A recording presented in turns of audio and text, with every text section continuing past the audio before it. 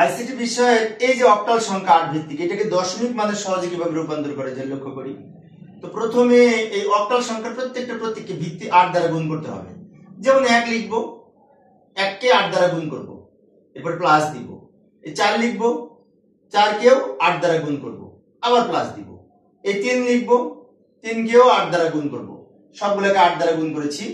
এরপরে প্রত্যেকটা 8 এর উপরে পাওয়ার লিখবো। পরবর্তীতে 0 দিয়ে শুরু হবে, এই 8 এর উপরে লিখবো 0, তারপরে 1 2 0 1 2 3 4 এইভাবে পাওয়ার লিখতে লিখতে আসবো। বাম দিকে 0 থেকে শুরু হবে, কিন্তু বিষয়টি খেয়াল রাখবো প্রত্যেকটা 8 এর উপরে।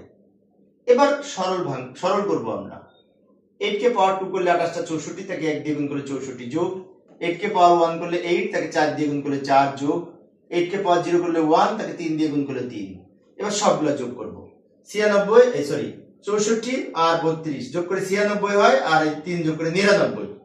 এই 99 সংখ্যাটি কিন্তু এই দশমিক সংখ্যা, তাই ভিত্তি হিসেবে 10 লিখবো। কারণ আমরা জানি যে এই দশমিক সংখ্যার ভিত্তি হচ্ছে 10।